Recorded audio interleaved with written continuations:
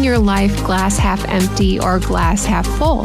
Thanks for joining me today on the Parable Podcast. I'm your host, Danielle Zapchenk. Right now, you are going to meet speaker, therapist, coach, and pastor, Jackie Glass, and listen as she shares about being truly whole and meeting people where they are. Especially as you get older, you acquire more people in your life. There's going to be a job shift. Maybe you're going to move. Maybe your kids go to a different school. Maybe they're in different sports. And so you just begin to have more people in your life. And I think in that, the temptation can be, I don't have time for everybody, but who is the person right in front of me? Here's my conversation with Jackie Glass.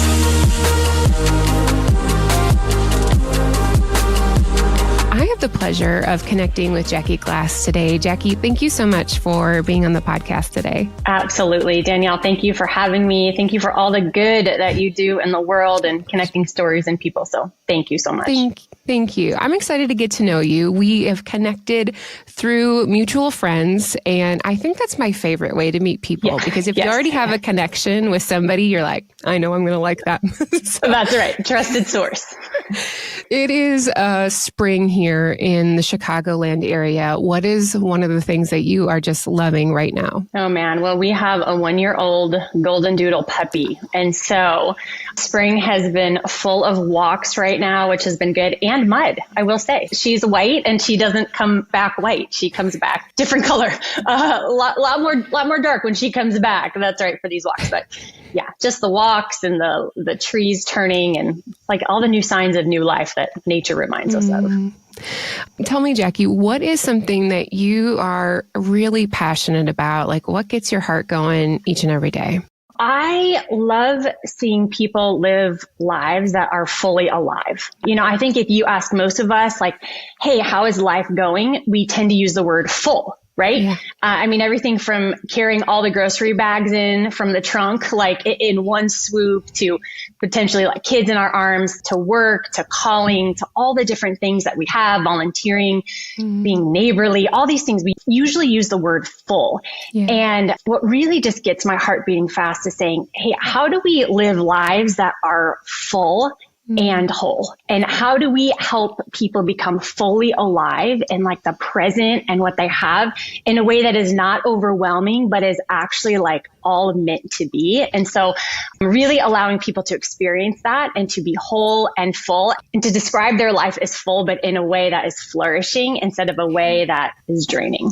I think that's so important, you know, because people would say like, oh, I just want to be happy. I just want to find my passion and my purpose. And sometimes that is all well and good, but it is having that contentment and fullness, you know, that we find in Christ, what we find in our family, and bringing that out into every part of our life. One thing when I was reading through your website, you know, you felt like life meant to be lived out using our voices and just throwing some glitter along the way. That made me think of, I don't know if you're familiar with Bob Goff, author, speaker, hilarious. I hope to one day meet him and just give him a hug. But he has a story about like he had this retreat home and it's on the water. And as people canoe by, like he just throws candy out into the water. And I just love that. And that kind of connected with you of like how we have these opportunities to throw glitter, to throw candy out into the world as we're living in our fullness. So tell me a little bit about that. Yeah, glitter is not neutral, right? Like you love to throw it, but like usually not in your house. You want somebody else to have to clean it up. So glitter is like this beautiful spark. So often we can have the tendency, I know I can, to feel camouflage and blend in. And that's been part of my story. But I think that there is this spark, there is this glitter, there is this exchange of energy and momentum that from person to connection, how the spirit works in us. You know, Dallas Willard talks about the spirit and he talks about it is this unmatched energy.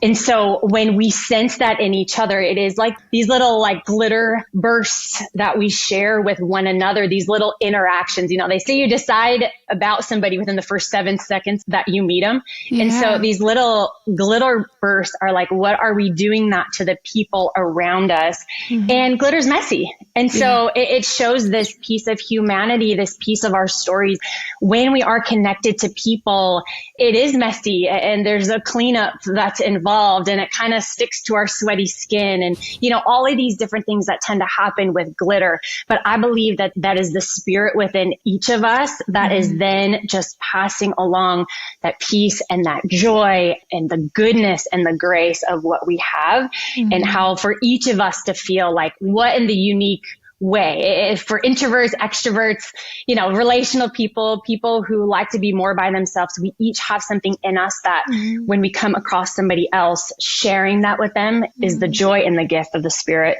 doing his work. That's so good. Jackie, you mentioned you used words like blending in and camouflaging. Is that something that you tend to want to have in your life? It's easier to be that way. Yeah, I have felt like so often I've wanted to be camouflage wall glitter, in the same way. And, I've met many beautiful women who often feel the same way, where it's like, hey, blend in with the wallpaper behind, but hear my voice. And so that level of being encouraged to be unique of who you are. I've been so grateful for the people in my life who have just pulled that out, who really have been mindful to say, hey, Jackie, I think there's more in you. And I think the more in you, when that comes out, helps somebody else bring the more out in them of who they are. I was the good girl, follow the rules, again, blend in and be camouflage. And that works for a little bit. And then you realize there's more in this. Some of that was just kind of going from different job opportunities I had. A lot of that was becoming a mom and realizing, I have 3 daughters and 1 son, and all of them are different. Every single one of them is so different. And so you start to say, hey, what are some of those uniquenesses that are unique, that are different?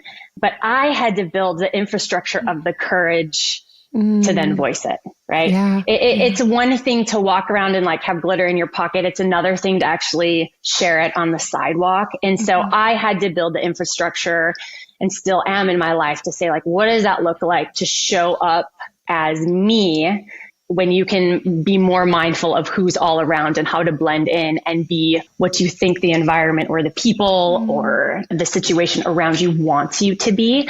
And so that's probably will be my journey always on life to figure out how to do that. Yeah. The camouflage and the glitter. I like that you shared that, Jackie, because sometimes we think oh, I know I do. Maybe I'm just saying this for myself. That we have these things, these emotions, these feelings that are attached to just a portion of our life. In all reality, like you said, sometimes it goes in waves and we realize that when we're younger, we realize that when we are dating, in marriage, in parenting, in anything. So I appreciate that keeps coming back. It's that is the growth process of our life. So I read a story about you as a 9-year-old Jackie, and there was somebody that spoke into your life at that moment for you, and that really had a pivot point for you. Could you tell us a little bit about that? It ties so early on to what we were just talking about with this whole camouflage thing and glitter and what I felt who I was as this little girl. And so what happens is as you grow up, you tend to lose that. Yeah. And I've been so grateful for just this story to anchor me. The story goes like this. I was 9 years old and my family, we loved vacationing on this little beach town in Michigan that my mom's family had a home there. So my mom grew up in Chicago and, there was some chaos, but her piece was every summer for 3 months, they would go to this little beach town in Michigan.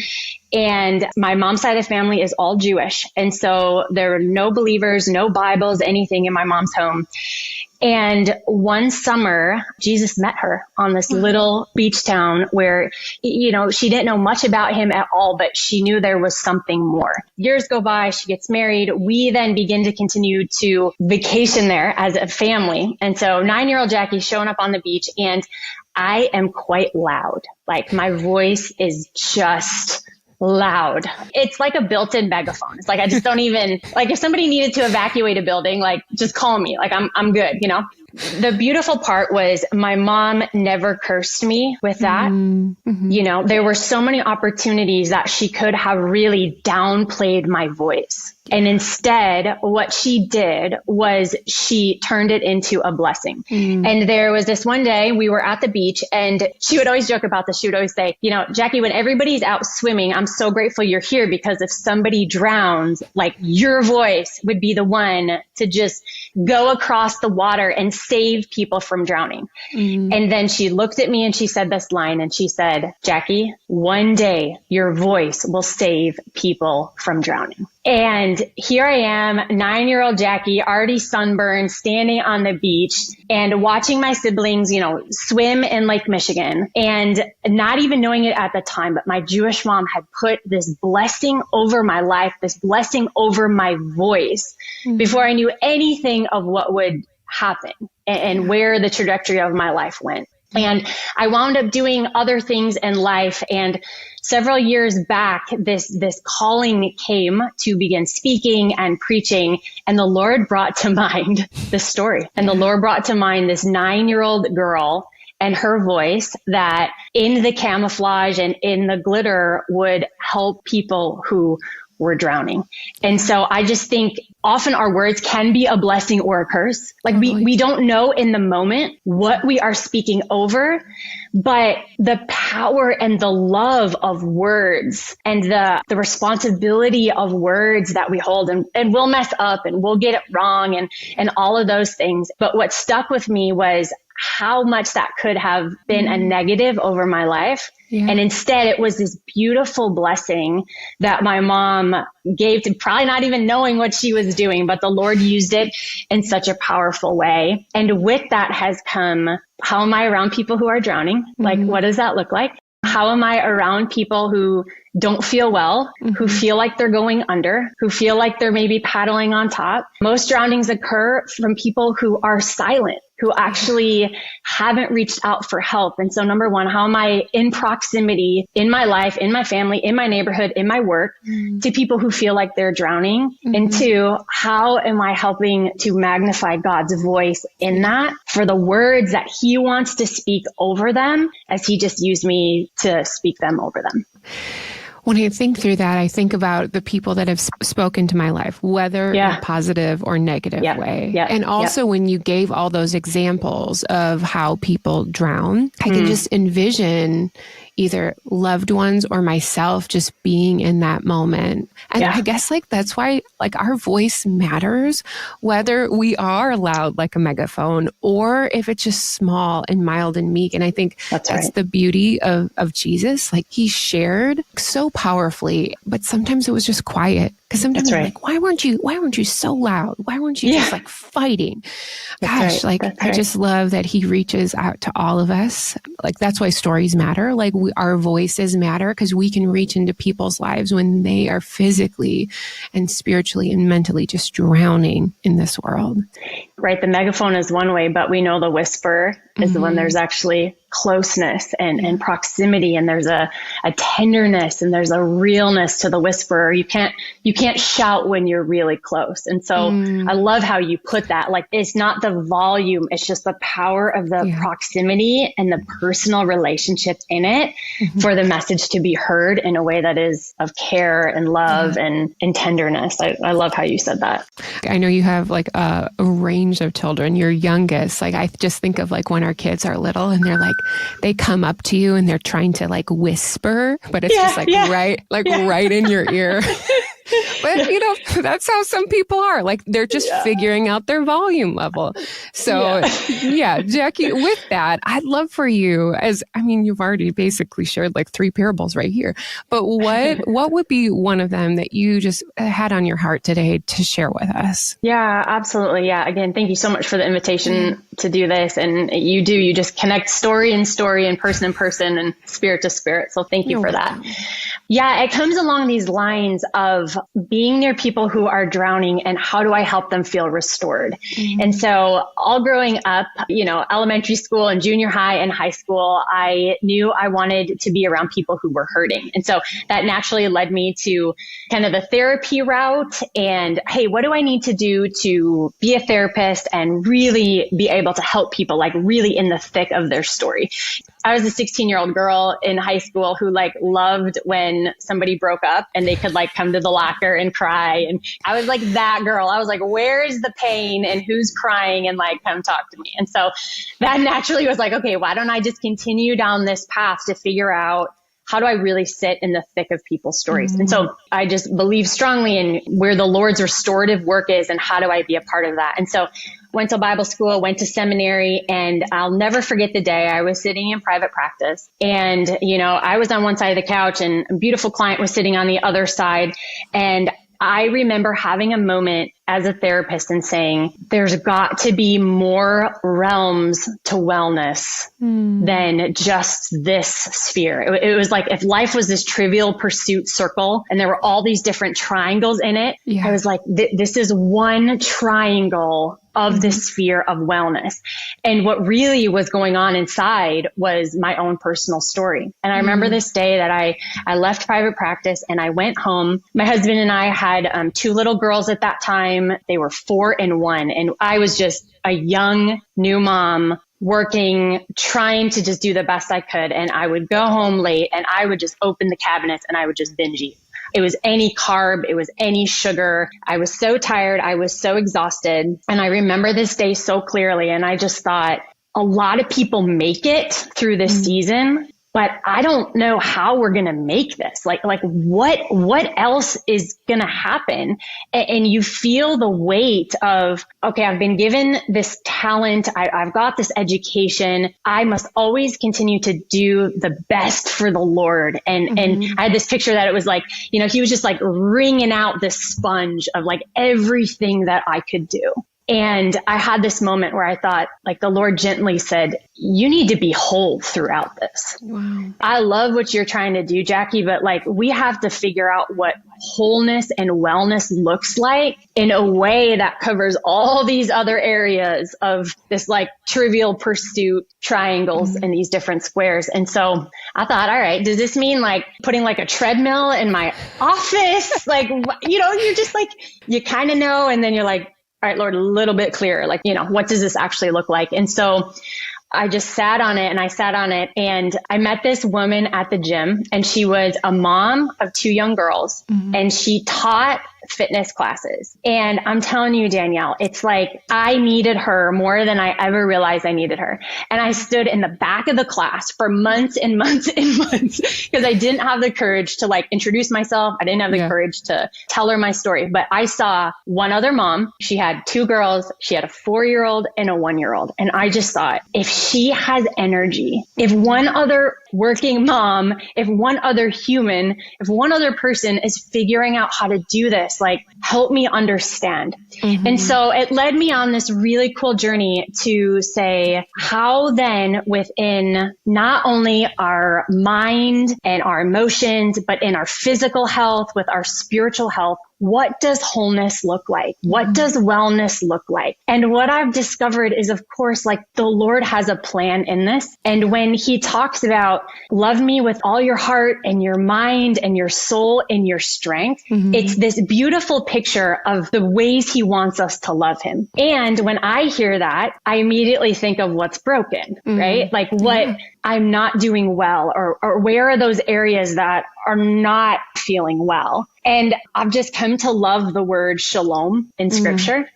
Because what I've discovered is, restoration is knowing what's broken, and shalom is this way that we're brought back to life. And so I started to say like, hey, what if I put my time and my talents to helping be a part of this work in people's life, that we could hold space and attention and energy to say, hey, where are these places that you are feeling most that need restoration? And where are these areas that like the peace just wants to break through? Yeah. And the line that I kept telling myself was, I was saying, I have to move from life being this whirlwind of pieces to a well-being centered on peace. Yeah. Like circumstances are going to happen and life is going to happen and there's going to be things that surprise me and don't surprise me, but that's going to be a whirlwind. But I think Jesus has this answer for us to have a well-being that is centered in peace, that this word shalom can actually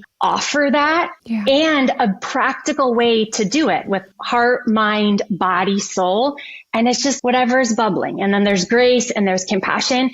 And then one time thing is locked in, then it's like we have energy to move to the next. Yeah. I was with a friend the other day and I was just telling her I was feeling really overwhelmed. And I said, well, what do you do? And she said, I walk my dog. And I was like, walk my dog. That's right. Like walk my dog. Like you said, it's spring, walk your dog. And somehow the movement and being outside, it feels like then you have energy to be well. And it doesn't solve everything, but I truly believe that we are meant to be whole and we are meant to be well. And that will be centered on peace, no matter what then the reality of the circumstances happen in a way that honors that gives voice to really what's going on, not downplaying it, but in a way that can be steadfast and anchored in that peace. So good, Jackie. I mean, I think, we just went through Easter.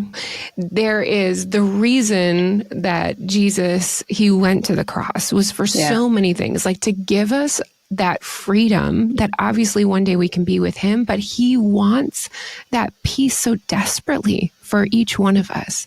Talk to me a little bit about, you started in the back of that workout room. Did you eventually get to talk to that lady? Did you have the strength to even go out and tell her your story a little bit? Sure did. Okay. We are still friends to this day. I am so grateful for who she is. Yeah, my daughter was 1 and my daughter's about to turn 12. So we're going on 11 years of us knowing each other, and the power of her story in my life, right? We've all heard the quote, like, you cannot be what you cannot see. And she was just this person that I could see that allowed me to say, hey, I think I can do this. Okay. I think I could show up for 30 minutes. And what else? Like, what else are you doing? Or what else do you know? Or how are you handling this? And the human to human piece, that, that voice to voice piece. And so grateful for who she is and still to be her friend this day. What was it like for you to just kind of walk through those initial stages of, for me, I would be like, okay, if I just check all of these boxes and like we get the whole Trivial Pursuit board going in my life, like it's all going to just like start flowing. I mean, it takes time. So what did you see that like in for yourself in your family life as you were working? What was that like? The most challenging part in all of this is that you actually have to pay attention to the tension. And it's like when you go get a massage, like you want to work all around. You don't want to go right to the knot. And that's what I think is beautiful though about how we're made, is that you really can start anywhere that then brings you life and helps you feel more whole and full. So for me, I had to get some type of meal plan like I did. I had to figure out, I did not have any education when it came to why am I coming home when I'm super anxious and I'm opening up the cabinets and I'm eating this? Like, how do I work with my body? Shame is always a default. Beating ourselves up is usually a default. And so I thought, well, how can I work with my body that maybe I can practically with food or water or whatever this looks like that's super unique to each person and life and where they are. But how do I start working in a way that then when I'm walking in the door at 9:30 or what does the drive home have to be? And so you can start any place. What happened? I needed to show up to a class 2 times a week and know somebody else was out there that I could relate to and who was in the same season of life as me. And so as we pay attention to the tension, I do believe we don't have to go right at it, but also I think that's personality based. If you are really big on failure will take you 5 steps back, you have to set for yourself very, very doable, tangible things. That's amazing. And that works because it's like once that ball is rolling, it will keep going down the hill. Like you don't have to worry that, okay, if I drink half my body weight in water. Will that be enough? Yeah, that's great. Like, because you will be very encouraged of what you're doing. Mm-hmm. Some people, they're like, give me the hard, like go straight for that massage knot. I'm going to overhaul my whole life. Yeah. Great. And so that's just some of the uniqueness. I think the key is for each person to just ask, like, where am I attuned to that tension in my life? Yeah. And what is doable that sets me up for success, and momentum will find itself. So maybe it's, another person accountability. I love my Apple Watch. I've got like 3 friends and we just know what's going on and what's happening. And so often we think it's like a full dial turn. There's just really these half clicks along the way. And then truly the Spirit meets you in that. Truly the momentum of, a ball rolling down the hill, like it happens as we feel that confidence, that encouragement that we can tackle one half click at a time. I'm kind of laughing because my husband and I are in the process of just like updating our basement, and we had to remove this section of tile, and then you had to get rid of just like the thin set underneath it. And I was like, this is going to be like 1 to 2 hours. Oh no. This was a full day's work, and I already had some like tension in my back, but I was like, I am going to prove to myself, like, we are going to do this. It was bad. So I have now this like back issue, and I'm like, okay, well, I have to go to see a doctor, like, to help me. Should I go to my chiropractor? And I like what you said about like the wholeness of like, it is truly all connected, because for the longest time, was I going to go to God about it? No. Obviously, he's not a chiropractor, or he's not going to help. And it's just interesting how like one thing, we've become so focused on just that one thing, when in reality, there's so much more to it. I love for you to speak into how it was connecting things with, whether that was binge eating or just like trying to live in this peace, how that was connecting back to Jesus and your relationship with God. Was it growing? Was it showing those tension points for you? Yeah, I love the quote where it says, we are not a physical body with a soul. We're actually a soul living in a physical body. And so exactly to your point, it's as things happen and we are experiencing them, being anchored in where that soul piece is for us. And so for me, I came out of this realm where I thought, okay, I am going to help people feel whole. I'm going to help them feel restored. I'm going to like achieve and perform and do all this, and not at the cost of my own wholeness. And so this like dance, I feel like Jesus and I did, was him reminding me of, hey, I don't need you to burn out at this. I don't actually need you to sacrifice for this. In fact, we often think that sickness is the only thing that's contagious, but wellness is really contagious. When I see people where I'm like, wow, they are living lives that have energy, like they're sleeping at night and they are like hearing from the Lord and they are helping other people and they are like great with their family and their spouses, that can be the most magnetic thing of who we are. And so one of the most gentle things that Jesus has been showing me is that none of that is at the cost of me, and none of that is at the cost of even one of his children being broken. And that, to go back to the story with my mom, I know what it's like to feel like what it's drowning, and to feel like I need somebody on the shore to call out for me. And as well, like that can be palpable for me. I can remember that. I can feel that in certain moments. And as well, it's like, I don't have to go under in order to save somebody else. Like there can be this steady stream of wellness that we can all move towards each other. And so that part I have been grateful for, because I think if I didn't understand some of just the broken parts of me, I would have been fooled to think it is all on me and it is all up to me. And instead, that releases a lot of pressure when you can continue to come as a daughter, and you can continue to come as a son, and you can continue to be somebody that the Lord has called you to be, but not take his spot and who the rescuer is. That you can help in his redemptive, restorative stream, but like you are actually not the rescuer in that. You're just magnifying the rescuer's voice. That has been a beautiful part of doing therapy work, doing the fitness, nutrition coaching, doing pastoral work, and just saying, where are the parts that we tend to be off and feel brokenness the most? And then where does the Spirit want to come and be restored? And it usually is for me first.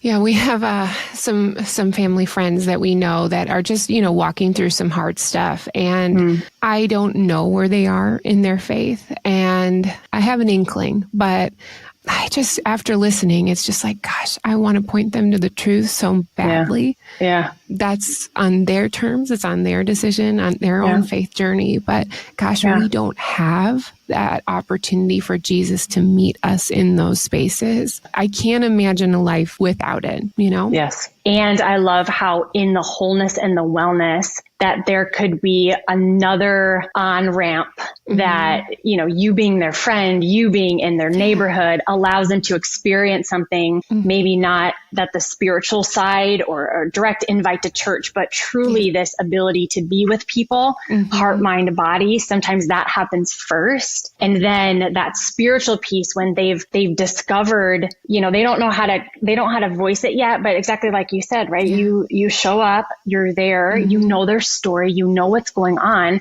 So they experience this intangible piece that they're not used to. And then they're so much curious about your life to say, wait a minute, how have you organized your life? How are you so well at this? How are you able to provide me some stability and be present with me given who you are? And then it's like that open opportunity that you have just navigated so beautifully. And I like what you said, because we have to be mindful that we are like pointing others to the rescuers rather than us being the rescuer. Because I do think about myself when you said when you were 16 and somebody broke up, I'm like, yes, let me get this like fixed for you, because you just want to go into that like fixing mode. So I guess my question for you, Jackie, is like, how can we best like sit with people in the thick of it? And I know you kind of just shared, what would be like some tips when we're like, I don't know, like, I'm not sure if we have like this connection or relationship, like, how do I do that? The Lord has been showing me in the overwhelm. Like, I think sometimes we can think, especially as you get older, you acquire more people in your life. There's going to be a job shift. Maybe you're going to move. Maybe your kids go to a different school. Maybe they're in different sports. You move across the country for a job. And so you just begin to have more people in your life.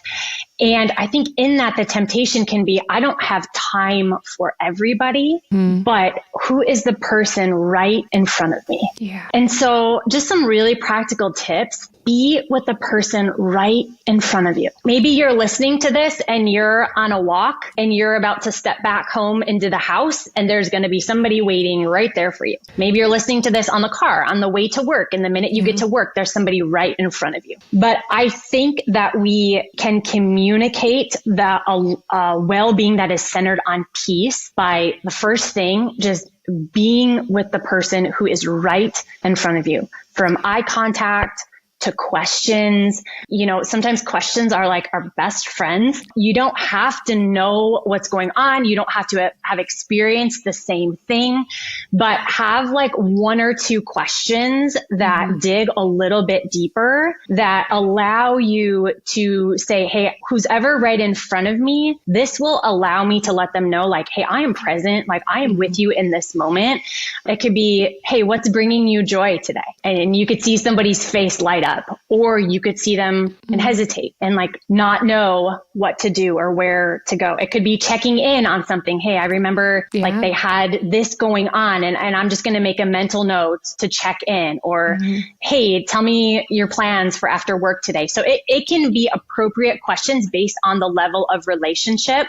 Yeah. For my closer friends, I forget a lot of things. And so I actually set timers in my phone. So whether it's, hey, I'm going to text this person because I know they have this appointment today, or I'm going to be mindful and praying for them because I know that they have this. And so the reality of life, meeting, how do we be with the person in front of us? And so I think that's the first thing. The second thing I would just say, and this one is like, I really had to wrestle with this.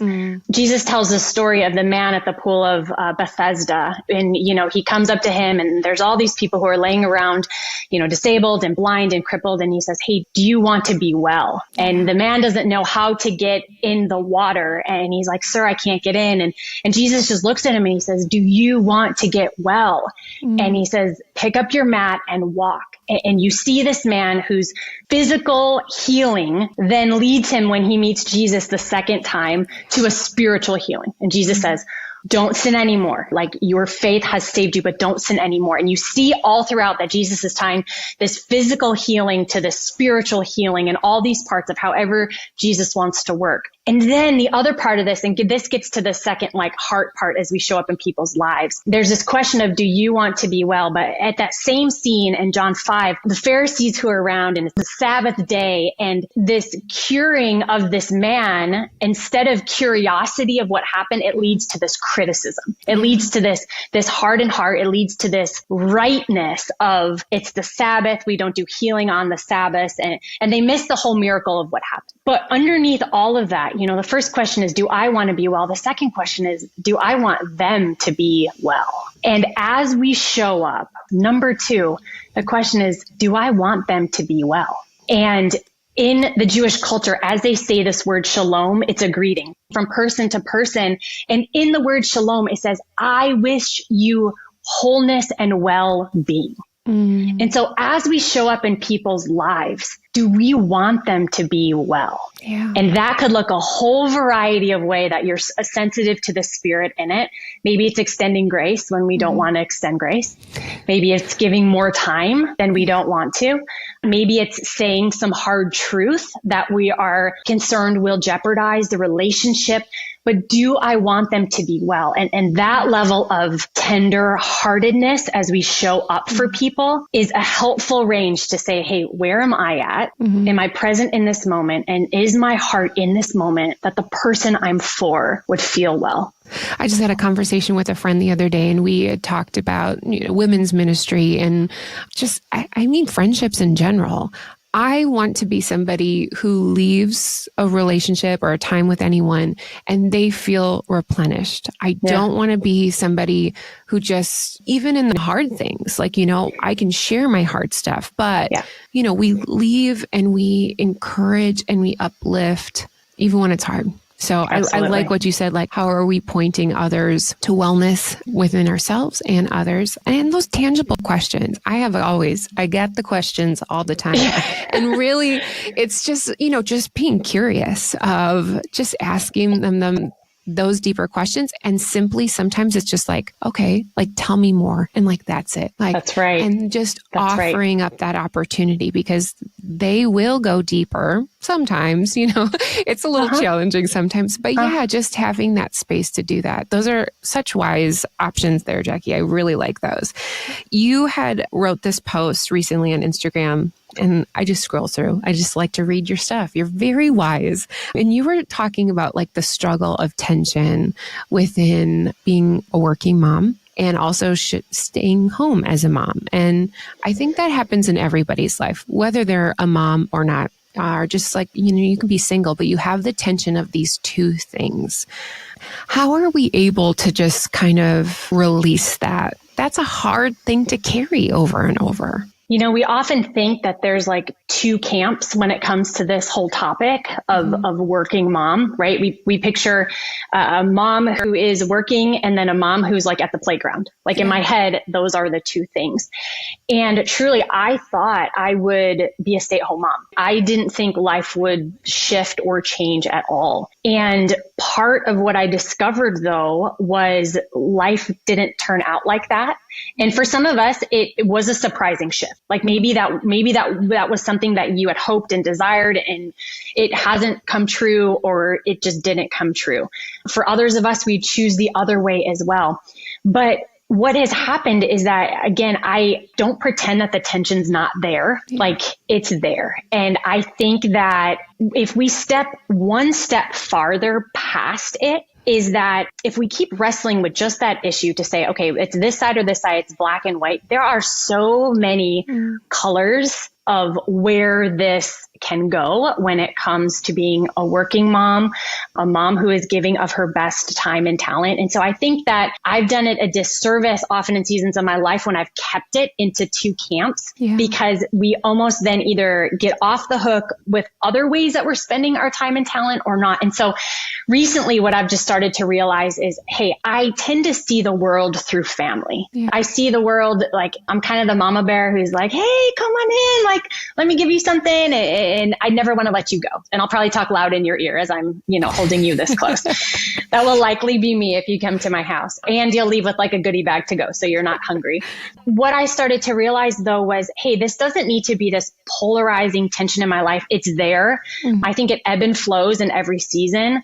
But I can celebrate that I can see the world through the lens of family. And so that can happen when I'm home with my 4 kids. And I've had seasons of that where it's like vocationally, that's what that looks like as I'm home with them.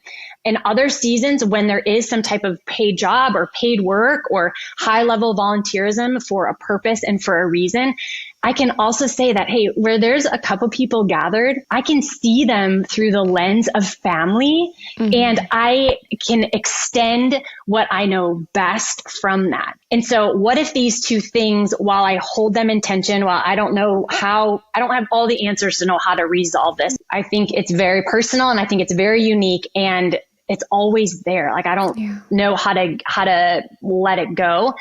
But what if for me, it helps in lenses to say, how do we see the world as family? And what does that look like in our neighborhoods? And what does that look like when I'm coaching? And what does that look like when I'm speaking? And what does that look like when I'm home?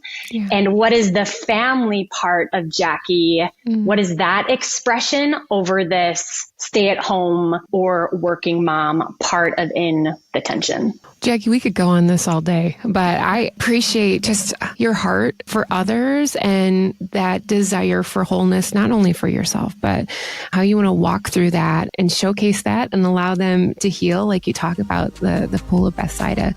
Thank you so much for sharing your heart today. If people wanted to connect with you, how can they do that? You can find me on my website, JackieGlass.com, or I'm on social, mainly Instagram. So Instagram or Facebook, again, Jackie Glass. All right. Well, thanks for, even giving us a little bit of glitter today. I love that. You too, my friend. You too. After Jackie and I recorded, we started talking about how people can speak blessings or curses over our life. And sometimes, that is unknowingly. I don't think her mom knew exactly what she was imparting on Jackie in that moment when she was 9 years old on that beach in Michigan. So let's utilize some of Jackie's wisdom today and live our lives filled up and throwing a little glitter along the way as well. To connect with Jackie, simply visit DanielleZapchenk.com for details. And here are a few reflection questions from our time with Jackie. Number 1, Jackie said we need to pay attention to the tension in our life. So what area do you need to do that in this week as you continue to build wholeness in your life? Number 2, what questions can you start having in your back pocket when connecting with others? And like I said, one of mine is just tell me more. What are you passionate about? Just kind of opening up time to connect with other people and hear others' story. One easy way you can support the Parable Podcast is simply by sharing it with a friend. If you could pass this along today, that would really help other people find out about these amazing parable stories, because we all have them, right? And thank you to my technical producer of a husband, Eric, for his top-notch editing skills. That's going to do it for today. I'm grateful that you took the time to spend it with me. Remember, your parable showcases how God wants you to experience shalom and be whole within Him. We'll see you back again next week on the Parable Podcast.